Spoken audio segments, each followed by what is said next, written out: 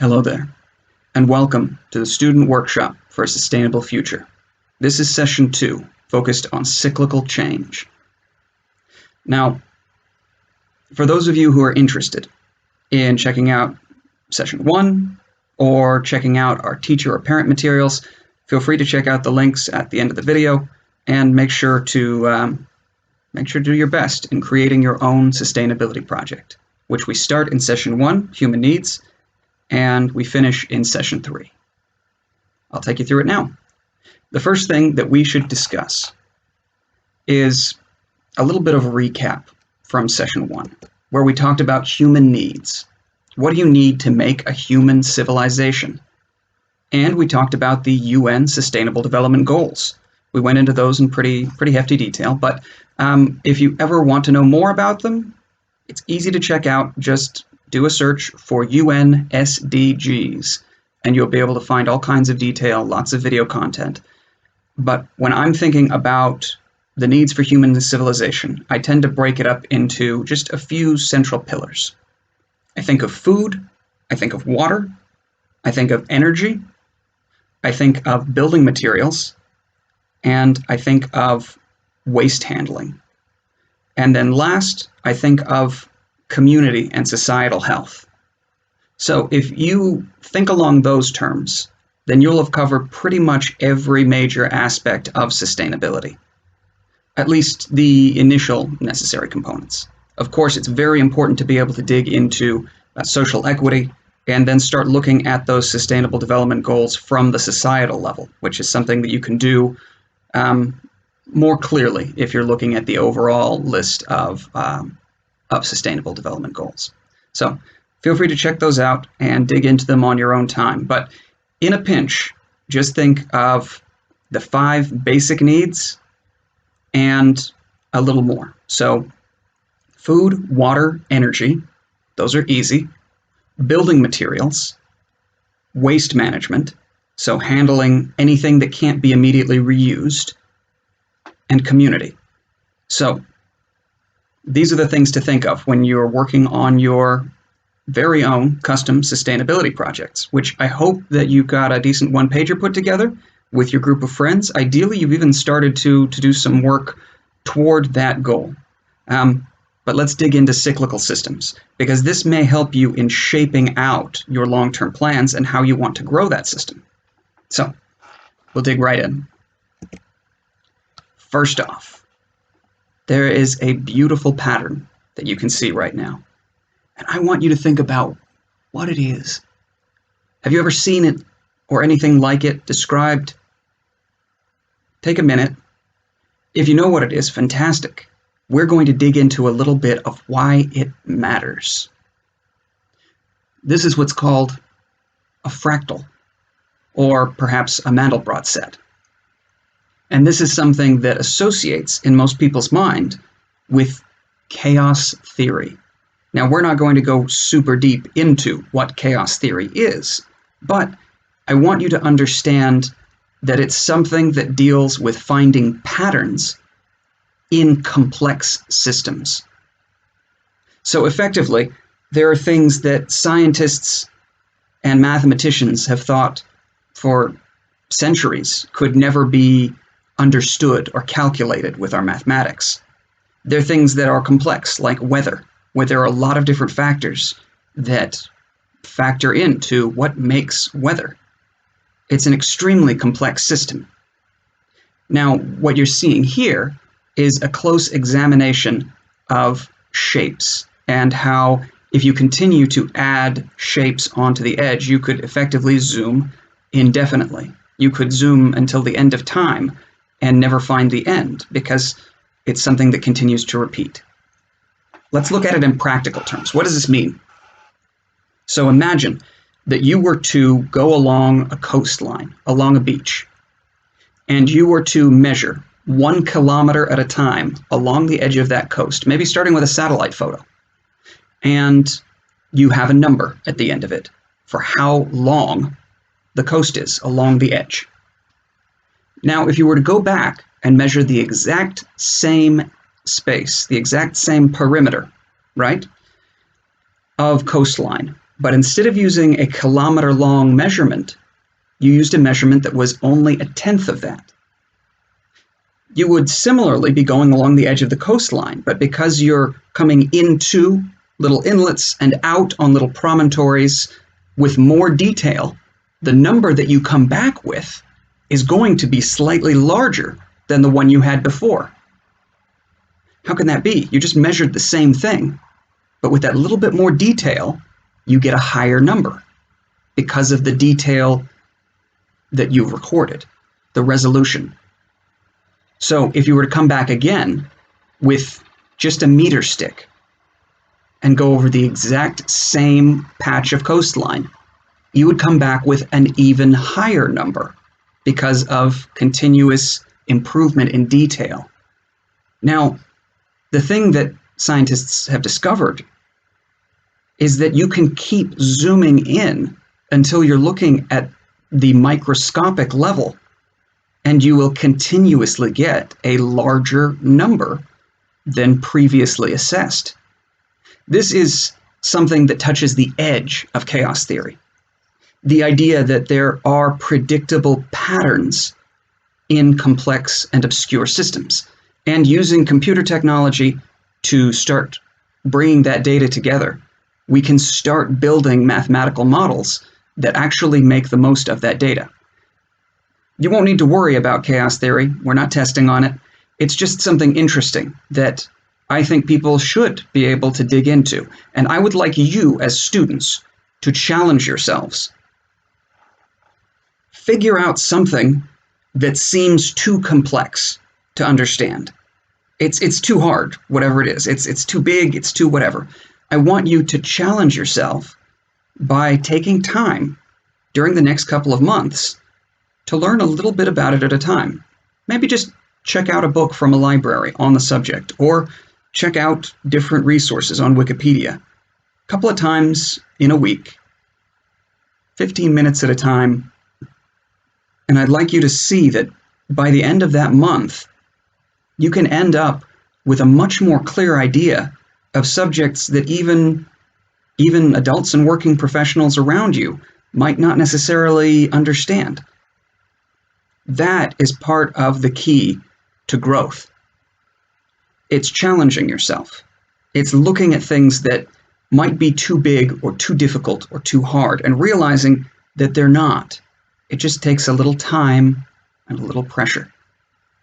So, by accepting that challenge, what you will be doing is monitoring your growth, having a look at what it takes over time.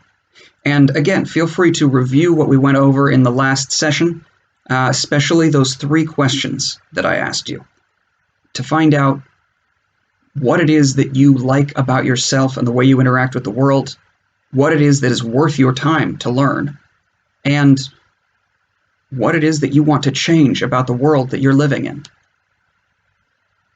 So, when I talk about this, one of the first steps to understand what I mean about the complexity of systems and cyclical thinking, one of the first things that I want you to understand is that generally we think of cause and effect. It's a line from one to the other. Straight line, one direction, that's it. Cause, effect. Input, output. This is how we think generally, but I want you to change that way of thinking by making it just slightly more complex. So, what we're effectively talking about is change over time, or as you can see in the simple equation here, delta over t. Now, you may have already run to that in mathematics, in basic examinations of physics or science, but effectively, this is our entire experience as human beings. We exist right now in one moment, here. But in the next moment, something has changed. You see, between those 2 moments, I finished the sentence. That's change when viewed over time. So by looking at things that way, you can start to see more complexity. You can see that this links to history. That's all history is, change over time. Mathematics and science, physics is tied intrinsically to measures of change over time and very similar equations to the one that you see there. Change divided by time. That gets you a measurement of the difference between your input, the contributing factors, and the output, the resulting factors.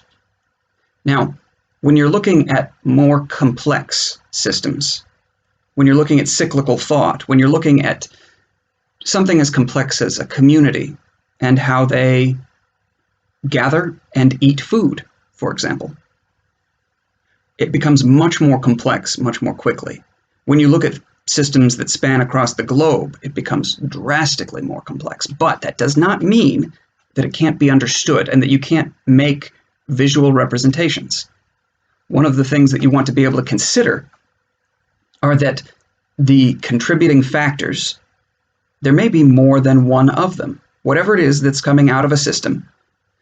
And there are parallel systems that are going to exist that are also contributing those same factors, whether it's plastic waste into the ocean or food products into a community. Sometimes there are feedback loops, which will reduce or increase the amount of whatever it is just based on the size of the pile. For example, if you're talking about plastic going into waterways, sometimes that plastic can clog up waterways, causing the water level to rise and flood out an area, taking even more plastic waste out into the ocean. Sometimes there are systems that we've put in place, for example, or that have grown in nature, like mangrove forests, where we put in nets, or the mangrove forest roots will actually block the plastic from getting out into the ocean. This is something powerful, and this is something useful. A natural system and a man-made system, but both can cause negative feedback, where the amount of something is reduced over time. And finally, the resulting factors or complications can add back into the problem as well. So these are things to consider. Now, I want you to start looking at problems with what is called a systemic view. And please, feel free to take a screenshot of what we're looking at right now. Use it in your notes. Use it when you're doing research on your own time. If you do searches for each of these phrases, each of these sets of words, then you can see how linear versus circular systemic views work. Effectively, that's what I just explained. The idea of looking at a one-time thing versus a system. Because as soon as you have a circular view, you have things looping back into the system, a line versus a circle. But you can also look at interconnection, which digs into the complex relations between different factors. You can look at synthesis, in which different things are being added together. Emergence, where new properties come out because of some systemic interaction. Feedback loops, where you either reduce or reinforce the amounts of different materials or different factors. Causality, where different actions will have different impacts on future actions. And mapping, the actual system mapping, where you can make sense of all of it. If you search for these different terms, you'll be able to discover much more about the processes that are being used in business, in science, in mathematics, in history, to dig in and really understand subject matter more thoroughly, and not just more thoroughly, but more accurately. This is an important thing to be able to do as you're putting together your project, because you want to make sure that it's a project that does not make problems bigger than they already are, and that it's a project that can grow somewhat organically, somewhat easily.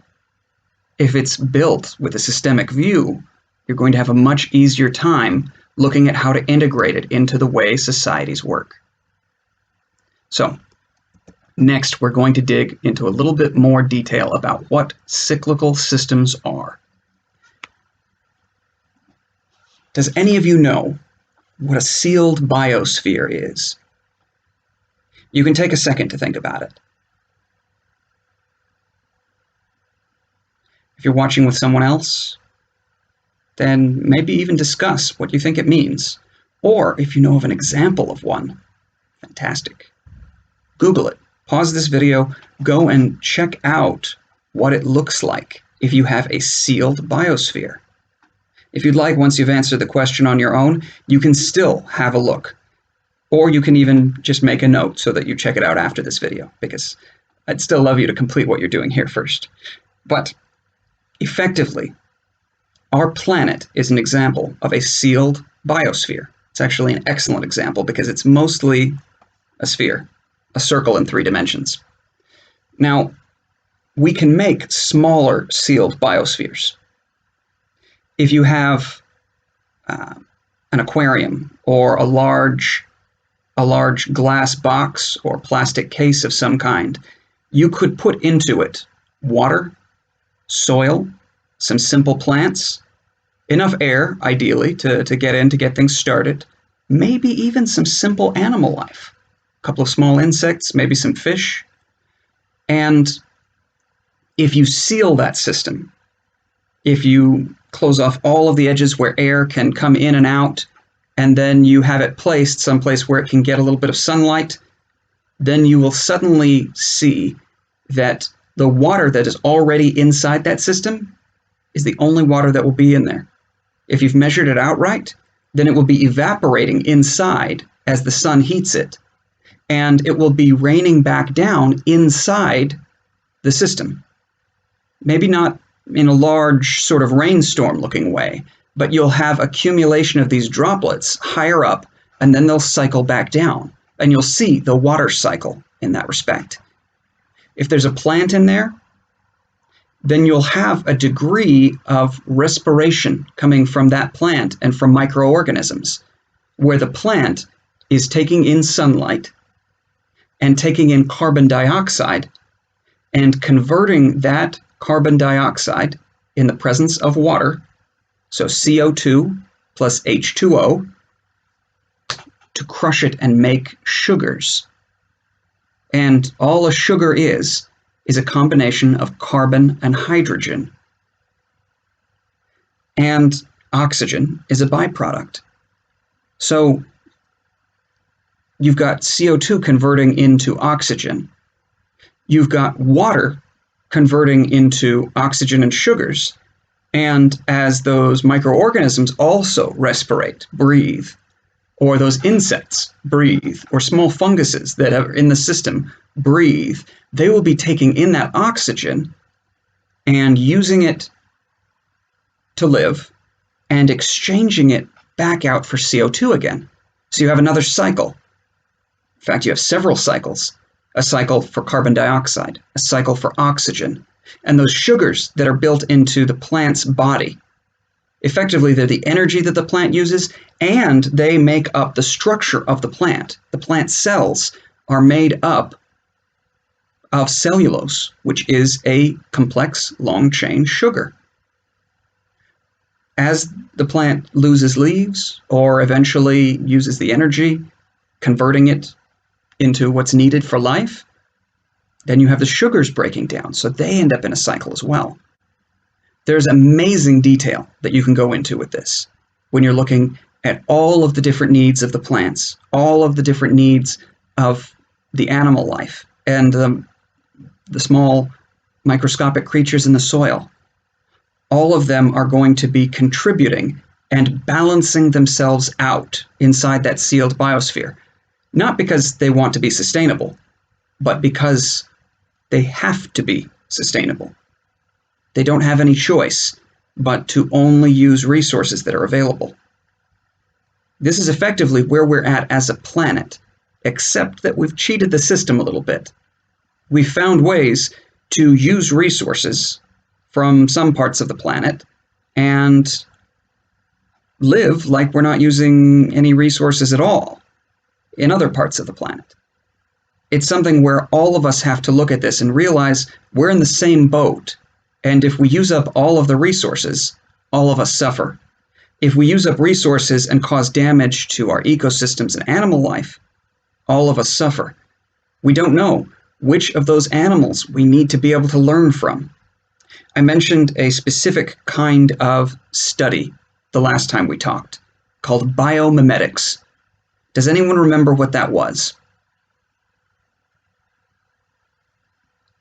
So biomimetics, as you probably just told me, is a study of life. You're looking at plants and animals to see how they have solved problems in nature, to see how they cope with scarce resources, or with competition, or with even just seeing and perceiving the world around them, because nature has solved these problems countless times.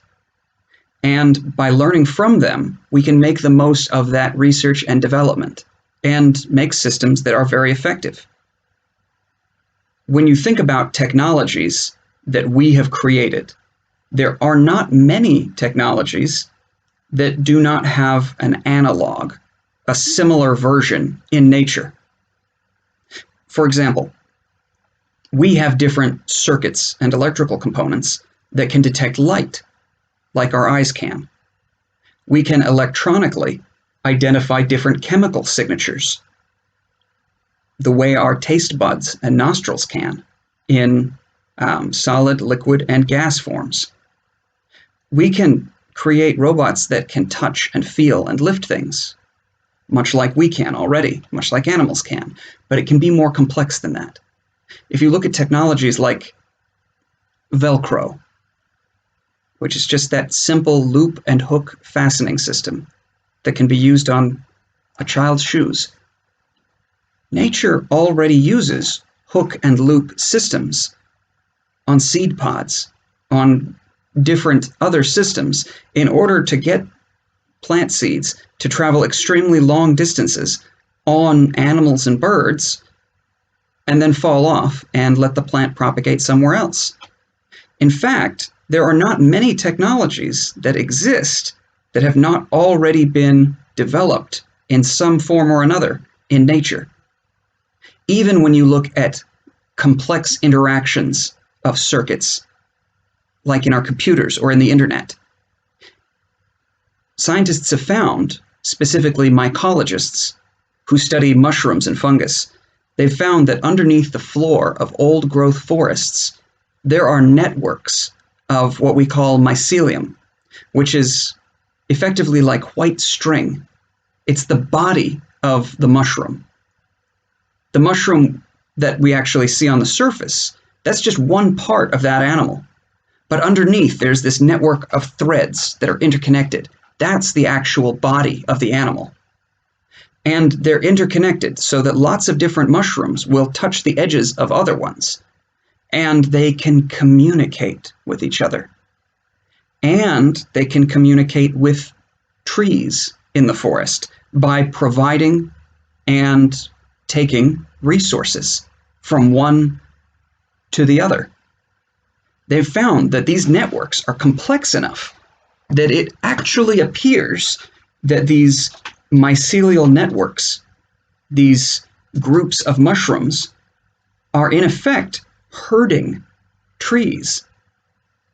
They're growing them according to specific plans, where nutrients from a larger, well-established tree that has access to sunlight may be taken to supply to a smaller tree nearby that can't reach the sun yet. This is fascinating to think about. Effectively, what we're talking about is something very similar to the internet and intelligence. And it's in what effectively we would have always assumed was a non-intelligent creature. These mushrooms don't have a central brain, but they're acting like a brain, which is fantastic to think about. Almost every natural system that we can think of has complexity like this that we have yet to fully discover. So anytime you're interested by something that's happening around you in nature, what a bug is doing, what a bird is doing, start digging into it, asking why, making observations, and take notes. Because that's all you have to do, effectively, to make something into science. What day is it? Write that down. What time is it? Write that down. What did you observe? Write that down. Can you take a picture? Take a picture. Write it down. And as you find interesting things that make you ask questions, start asking those questions.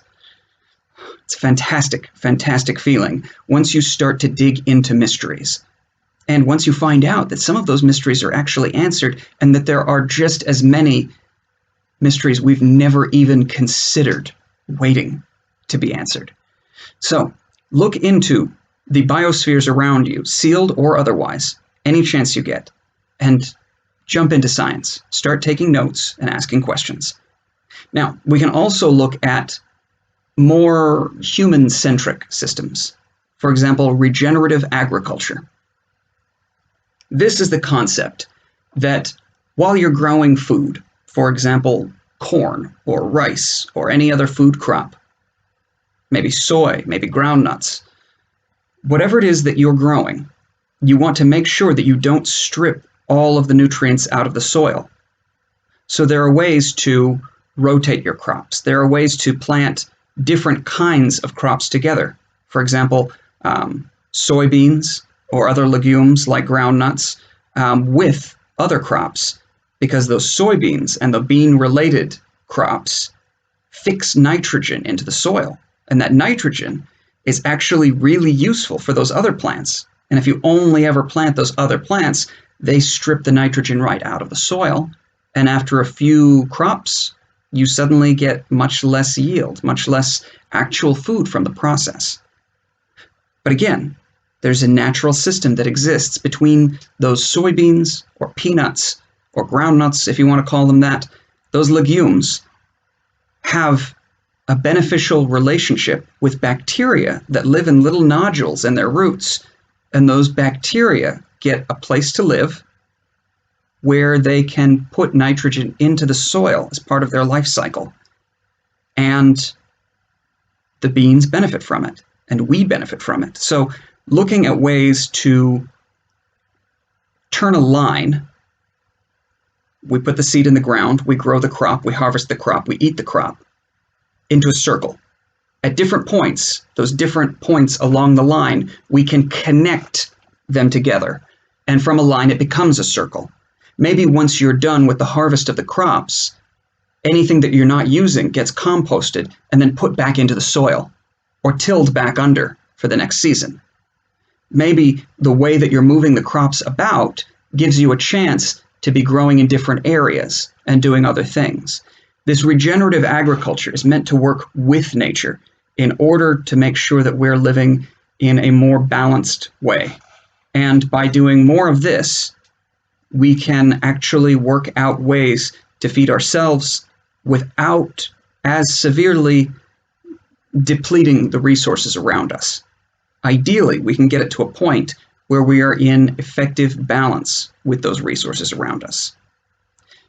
Now, what I've just described, this idea of taking the line and connecting it into a circle, you can do that from any step and make a smaller circle here, another circle above that, another circle above that, and then another circle. And that is what we call circular resource management. Anything that you have around you that you can find a use for is a resource, including time and energy. So if you have a whole lot of trash, waste around you, depending on what it is, if you can find a use for it, it stops being trash. It becomes a resource. And anything that is a resource has value. And this can be one of the ways that you can find to make your project self-sustaining. If there are people in the community who are willing to pay some small amount to have that trash removed, and other people who are willing to get a hold of that trash by connecting the two with an effective system, you provide resources that would have been waste, that would have just accumulated. This is what I'm talking about. So look around you, and as you're seeing those biospheres, as you're seeing the way that things connect, start thinking about what things really are, because they may not be what we've said they are. They may be something more. What you see now is an example of regenerative agriculture, believe it or not. This is a way that in the ocean you can actually seed different kinds of kelp and seaweed on a rope. Just a little piece of it will start growing more.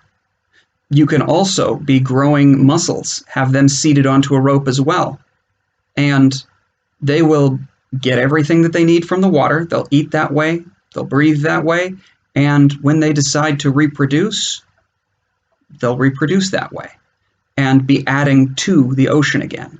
You can do the same with scallops in what are called lantern nets, with oysters in cages down on the bottom of the seafloor, and all of this that you've put together will be attracting wild species of fish, which are happy to have some place to shelter a bit, which are getting food and nutrients from those different kelp and bivalves and mussels and mollusks.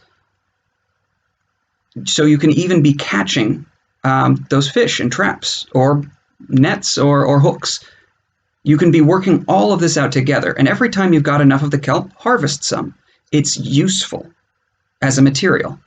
Every time you've got a full-grown sock full of mussels, you can not only harvest the meat for food, but you can harvest the shells. The nacre that builds up inside those shells, which is this reflective mother-of-pearl surface, is an extremely, extremely hard and self-repairing material.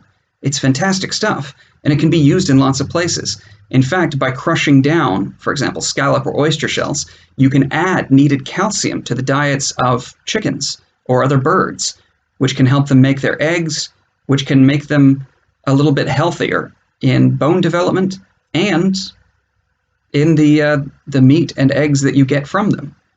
By supplementing their diet with things like this, you can be improving systems on land as well. So this is just one example of a degree of regenerative agriculture and a very sort of different way of farming. Now, what you see here is something that was in existence in what they called at the time the New World. If they had come across from Europe to the Americas, they found near Mexico City, which was the heart of the Aztec Empire, they found a lake surrounding Mexico City. And there were these interesting little man-made islands, or chinampas, which were put together by taking a reed mat and tying it to these wooden posts that are sunk down into the lake bed, and putting on top of that reed mat buckets of lake mud. Send down a bucket, scrape it across the bottom, pull up lake mud, dump it in there. It's got a lot of nutrients in it from all of the fish and animals that have been decaying at the bottom. And you were able to grow on the surface of this lake, on these little man-made islands, you were able to grow up to 7 harvests in a year. Extremely big harvests. And the channels in between would be benefited as well. Insects would come to the plants on the surface and be eaten by the fish. You would have waterfowl growing there as well, ducks, geese, that would all be interacting. You created a biosphere that was interconnected, that allowed you to easily maneuver through these waterways. You could trade out your crops, just like I discussed a moment ago. They had corn, they had pumpkins, potatoes, all kinds of interesting things growing in these chinampas. And they were able to feed the entirety of their major capital city through systems like this. Not only that, people don't know necessarily that the Aztecs and the Incas had very, very well-developed water and waste management systems, irrigation and plumbing, in which the Spanish who came didn't necessarily understand everything they were looking at. They saw metal being used in strange objects, and in some cases, these objects were melted down to make cannons, because cannons were useful. But it would be years and years before the toilet would be reinvented. That was what was melted down, in some cases. My point is that when you're looking at these systems, look both near and far. at your own community and at communities around the world. Look at ways that people are solving these problems that have existed since ancient times and really dig into the possibilities of them. Because these chinampas, they could be replicated in lots of different places with crops that are specific to the region and can build up the resources of the region. There are lots of things like this that can be done where we study natural systems, where we study ancient passive technologies, because effectively all of this that was built is passive. And here is another view of the chinampas from the side so that you can see over time how, as the chinampas grow and develop, you can see the willow trees at the corners are growing up, and you're connecting and building out land in between that connects all the way to the bottom. But you're still getting resources, nutrients, going between the water and the land so that the entire process benefits and grows those resources in feedback loops. It's fantastic to think about. So absolutely dig into and research different ancient technologies.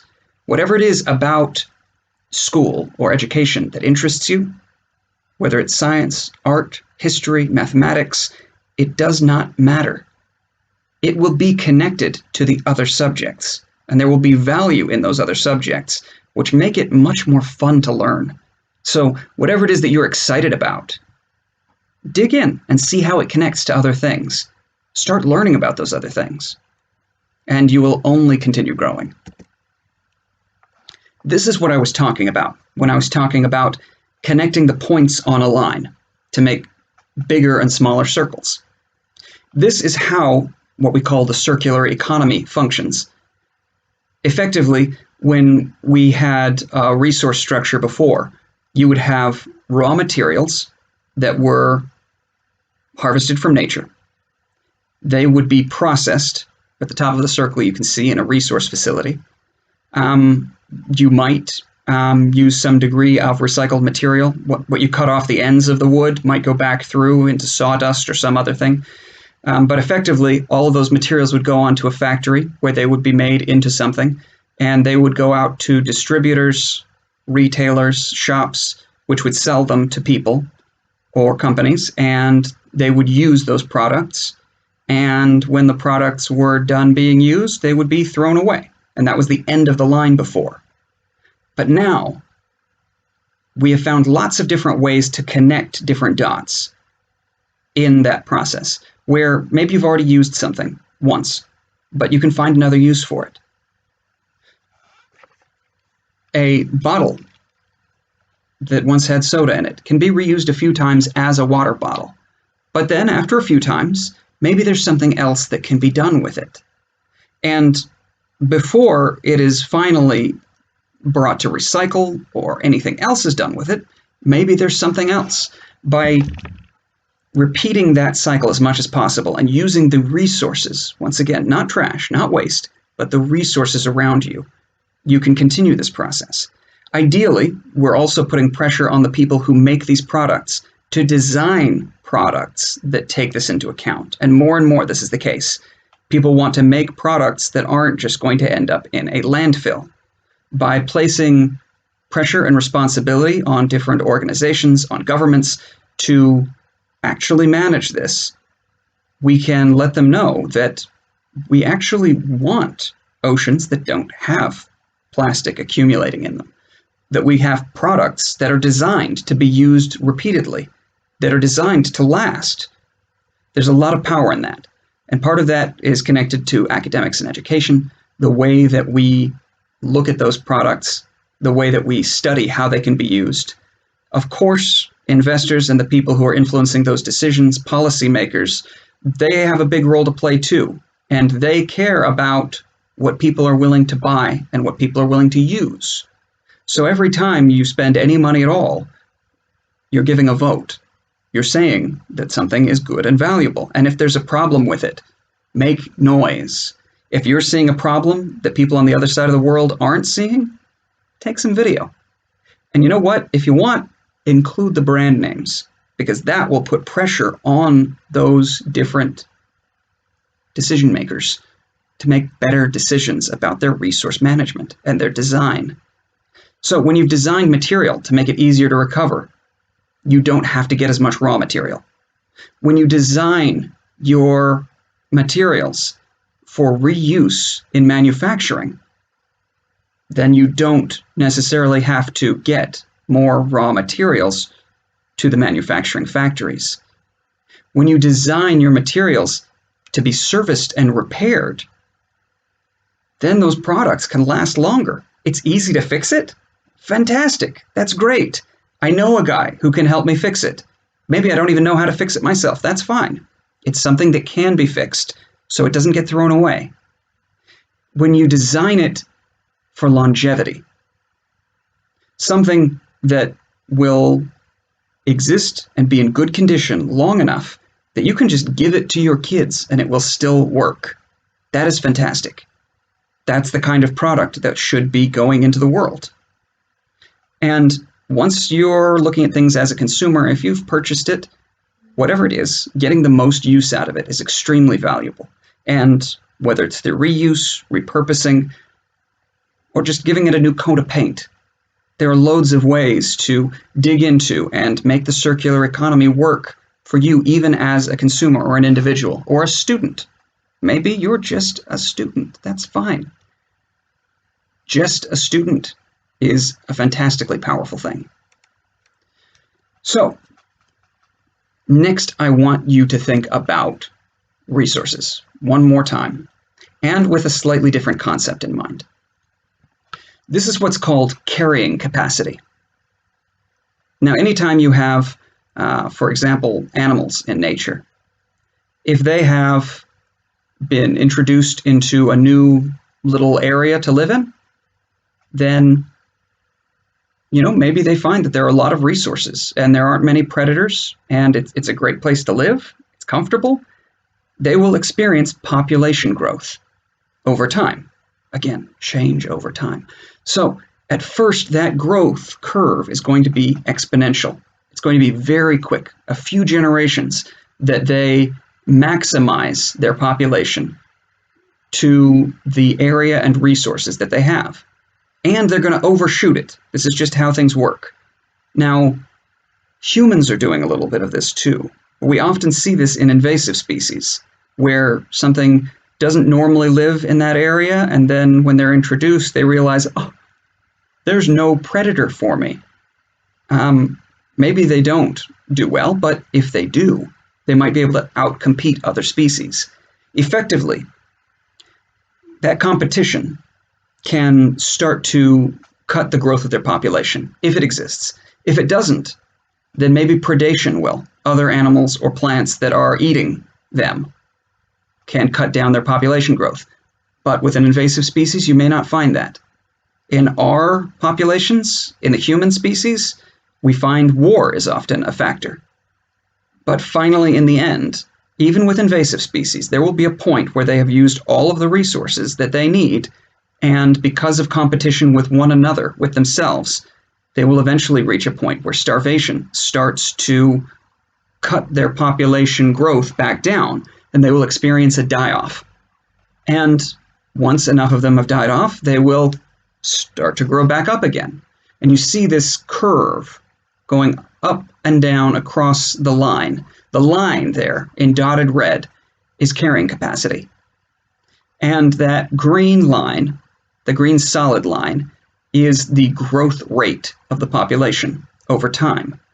And there will be a point where there is a degree of equilibrium, and eventually there will be, if things are existing at that point, a degree of somewhat degraded carrying capacity in which there's a closer balance.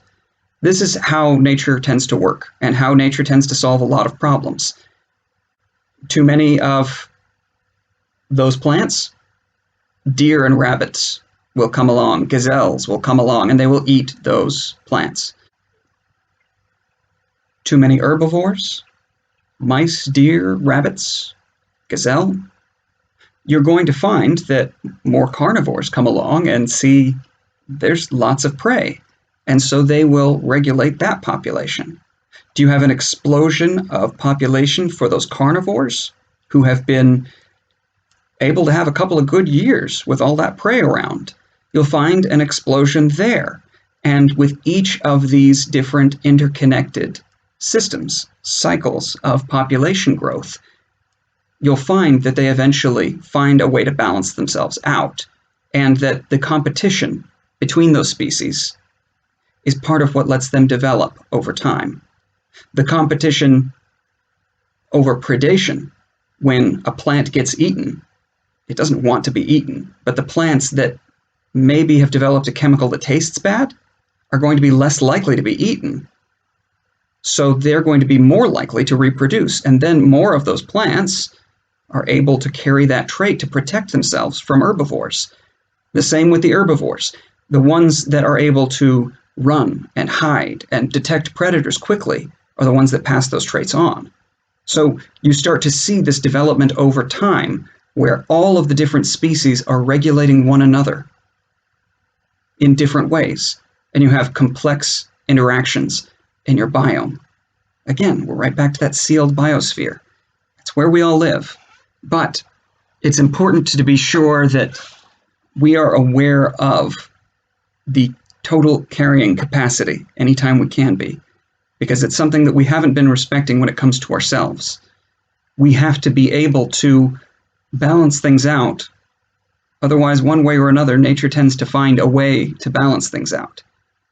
With our cities being extremely crowded and our population being extremely high, it has given us an environment in which communicable diseases like COVID have been able to spread easily among our populations worldwide.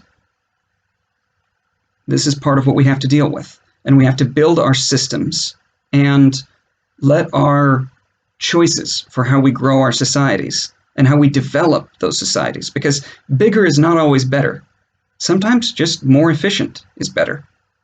We can work toward that over time, though, by making sure that we distribute our resources effectively and find ways to keep learning and growing as individuals. So, I have a game for you to play amongst your group. Ideally, you guys all got started with the Create Your Own Sustainability project that I described at the end of the last video, Session 1, Human Needs.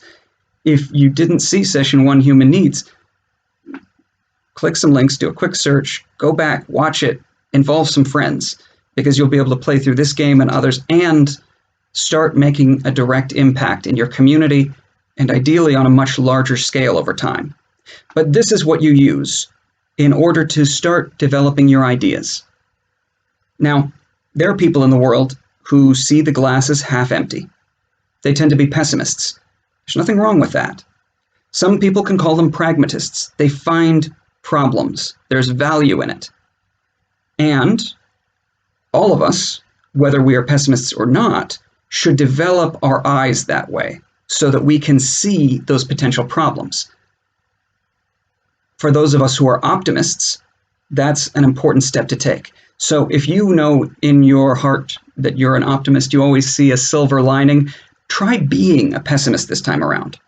And if you're a pessimist or your friend is a pessimist, great. Get them involved and have them stretch their muscles a little bit mentally by having them play the role of the optimist, the person who finds a solution. And you're going to play this game, just like the model I've got presented. One of you is going to come up with a problem. For example, climate change. It's a big problem. And the other person, the person who's normally a pessimist probably, is going to come up with a solution. Well, more trees, right? More trees helps climate change because the carbon dioxide in the air, as I told you in the biosphere, the plants will take it in and make oxygen out of that carbon dioxide. The carbon dioxide's out of the air. More trees, less climate change. Solution. Now the optimist has to come back and find a problem with that solution. This is where the game goes. So you want more trees? Well, that's going to mean less farmland. And someone has to find a solution. Well, how about urban farms as a solution for making food? There are lots of ways to put community and urban farming back on the map so that food is provided for at a local level and we don't have to have huge farmland. Great. Problem. Well, all those urban farms, they can make the city kind of smelly. If you're composting, if you've got waste decaying, solution. Find better composting systems, etc. It goes on just like that. You go back and forth in your group with problems and solutions. Now, the point of this, of course, first of all, is to stretch, to play. You want to get better. This is a simulation, a game, in which you are learning how to, first off, identify problems, and secondly, find solutions. Whatever it is that you're worst at, you want to improve at. And this is an opportunity to do exactly that. The other thing you're doing is by focusing this on the problem you intend to solve, you can go down chains of logic and address problems that other people might bring up when they're listening to your proposal, when they're listening to or reading your one-pager. When you present this idea to other people, one of the first things that's going to be going through their head is, well, can that work if? Or, but what about if? And as that happens, you should not get discouraged. It is an opportunity, once again, to solve those problems in advance. This is why you want to talk to people about these processes. This is why you want it to be a group activity when you're making a sustainability project. If nobody's around, then don't let it stop you. Start making a project on your own. But as soon as you can involve people, then you want to be playing games like this.